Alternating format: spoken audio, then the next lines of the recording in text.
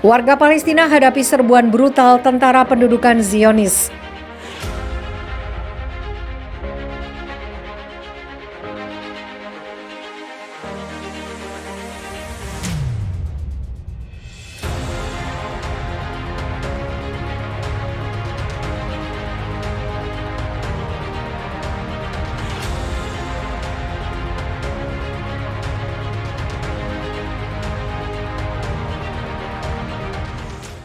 Warga Palestina hadapi serbuan tentara pendudukan Zionis Israel di Al-Quds Yerusalem dan Hebron yang diduduki. Sementara belasan dari mereka mengalami sesak nafas karena tembakan gas air mata tentara pendudukan.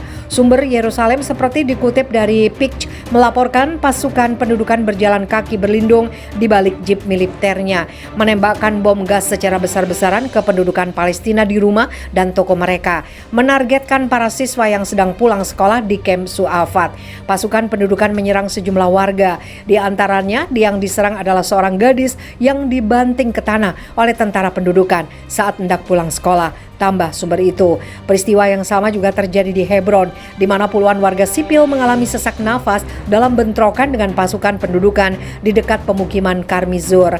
Selasa malam dibangun secara paksa di atas tanah kota Beit Umar sebelah utara Hebron. Sumber lokal mengatakan bentrokan memanas ketika sejumlah tentara pendudukan menyerbu daerah itu di tengah tembakan peluru tajam di udara dan tabung gas air mata.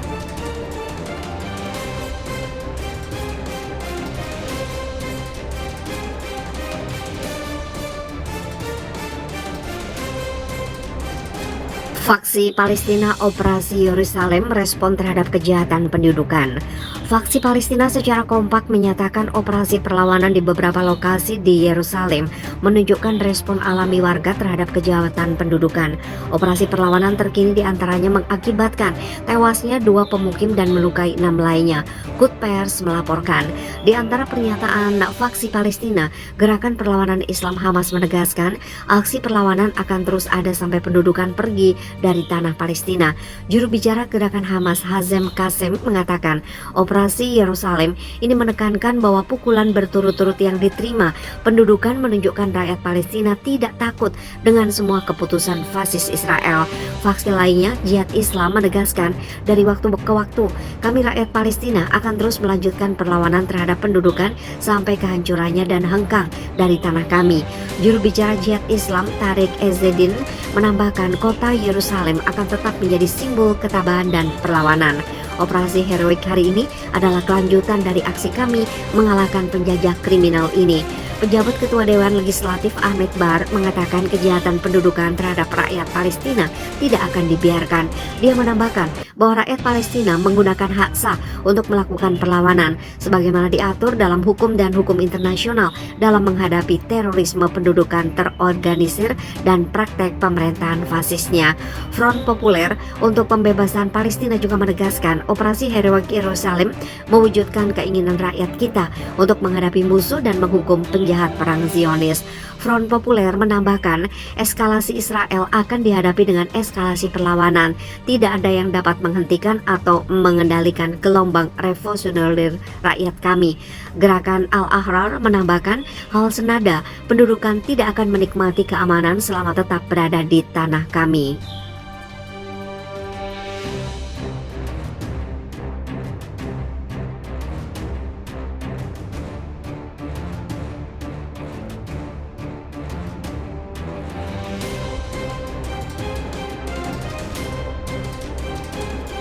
Kekerasan meningkat, Israel tingkatkan pencaplokan. Pemerintah Zionis Israel bakal menggunakan cara kekerasan untuk meluaskan kekuasaan mereka di tepi barat. Selepas penembakan di Yerusalem akhir pekan lalu, rencana penguatan pemukiman Yahudi di tepi barat langsung diumumkan. Perluasan permukiman itu adalah salah satu penghalang utama perdamaian. Israel berencana meningkatkan jumlah pemukim Yahudi di wilayah pendudukan tepi barat menjadi 1 juta jiwa. Bethlehem Radio 2000 melaporkan pemerintah Israel berencana untuk merelokasi 100.000 500.000 pemukim Yahudi ke area C di tepi barat dalam 2 tahun mendatang. Perdana Menteri Israel Benyamin Netanyahu pada hari Sabtu juga menjanjikan hal serupa. Area C adalah salah satu wilayah yang diamanatkan melalui perjanjian Oslo II. Wilayah itu meliputi 61% tepi barat dalam perjanjian Oslo pada 1995. Wilayah itu disepakati untuk diserahkan kepada Palestina secara bertahap. Sejauh ini perjanjian itu tidak ditaati Israel. Mereka malah terus melakukan pembangunan pemukiman ilegal di wilayah itu dan menghancurkan rumah orang Palestina. Komunitas internasional sebagian besar sepakat bahwa pemukiman yang dibangun Israel di lokasi itu adalah ilegal. Sedangkan PBB berulang kali menegaskan bahwa pemukiman yang dibangun Israel di lokasi itu melanggar Konvensi Jenewa keempat.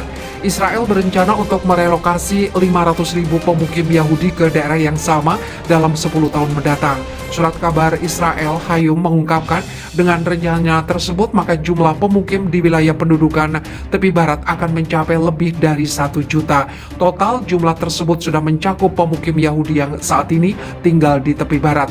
Pemerintahan Benyamin Netanyahu akan menghancurkan desa Palestina di area C dengan dalih dibangun tanpa izin. Langkah ini diambil untuk membuka ruang dan membangun lebih banyak pemukim bagi Yahudi. Menteri Misi Nasional Orit Srok dari Partai Religius Zionis menyampaikan rencana tersebut dalam pertemuan dengan para kepala pemukiman. Pertemuan dihadiri oleh Menteri Pertahanan Israel Yoav Gallant. Dalam pertemuan itu disepakati bahwa setelah perombakan yudisial, tentara akan menjauh dari pemukiman. Kemudian Kementerian Israel akan dapat bekerja di wilayah pendudukan tepi barat tanpa perlu mediator lapangan atau campur tangan dari tentara Israel. Kebijakan itu disebut Benyamin Netanyahu sebagai tanggapan atas penembakan yang dilakukan terhadap sejumlah warga Yahudi belakangan ini. Penembakan itu dilakukan 2 warga Palestina yang beraksi sendirian dan tidak terkait kelompok perlawanan Palestina manapun. Setidaknya 7 warga Israel meninggal dalam penembakan di depan sinagog di Yerusalem Timur. Keesokan harinya seorang Palestina lainnya berusia 13 tahun melakukan penembakan yang melukai sejumlah orang. Penembakan itu terkait dengan penindakan brutal yang dilakukan Israel di tepi barat belakangan. Sebanyak 10 warga Palestina gugur dalam salah satu serangan di pengungsian Jenin di tepi barat. Penyerbuan Israel dengan dalih menindak kelompok terorisme, meskipun tidak jarang warga sipil bahkan wartawan jadi korban.